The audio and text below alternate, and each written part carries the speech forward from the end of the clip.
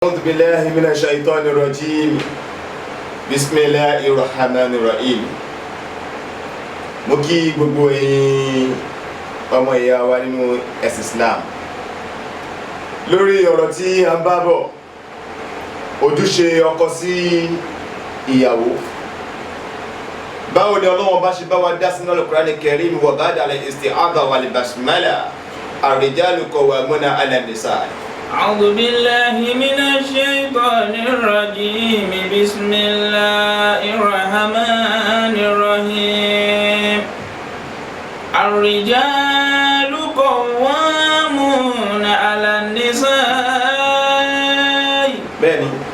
بما فضل الله بعضهم على بعض وبما أنفقوا من أموالهم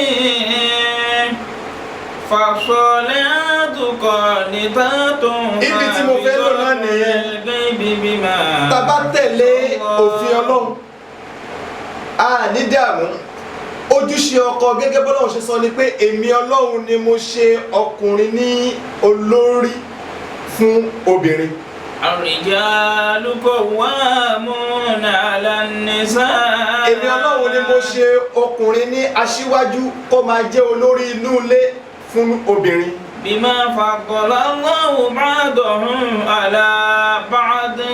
Ọlọ́run ní èmi ni mo gbé apá kan ga lórí apá kan ni o. وبما أنفقوا من أموالهم.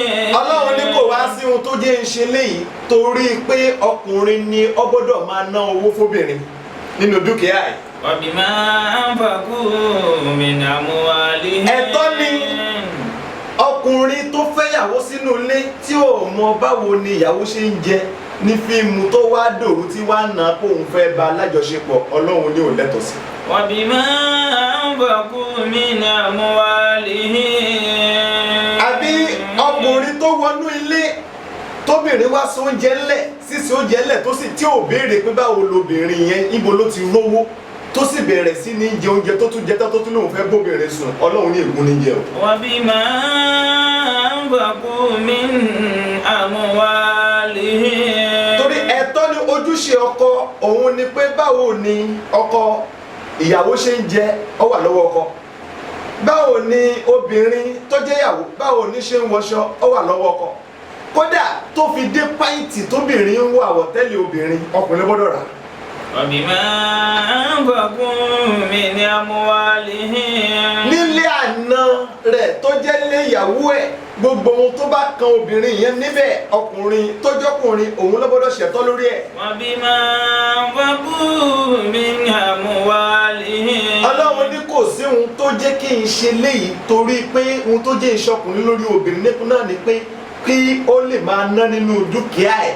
Ọkùnrin tí ò bá wá lówó lọ́wọ́ ṣe ó ti rí pé ò tí ì tọrọ lẹ́nu tó lè fi obìnrin sílẹ̀.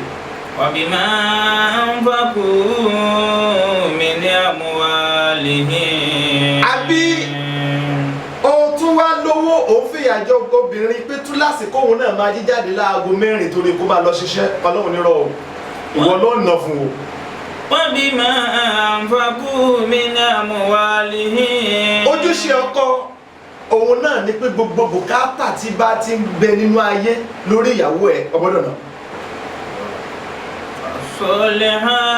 الصالحات. Ẹ̀yin ọkùnrin wa láyé lénìí kò kọ́ ọmọdé kò kàgbàlagbà, àwọn ìyàwó yín ẹ gbọ́dọ̀ tọ́jú wọn. Aṣọ ìgbàlódé wọ́n gbọ́dọ̀ wọ̀, ẹ̀wù ìgbàlódé, gbogbo nǹkan oúnjẹ ìgbàlódé. O ò gbọ́dọ̀ máa fóbìnrin pé gààrí nìkan tó jẹ́ ìyàwó tó fẹ́ sínú ilé. Tó o bá ti ṣe léyìí kò sẹ́tọ̀ kankan, tó o bá ti ṣe o ò lẹ́tọ̀ọ́ jókòó síbẹ̀ kó sì jókòó, ṣùgbọ́n tó bá ti ṣe òun náà gbọ́dọ̀ jókòó rẹ̀, ẹ̀tọ́ nìyí. Subhana rabbika rabbil izzati amma yasifun wassalamu ala al-mursalin alhamdulillahi rabbil alamin.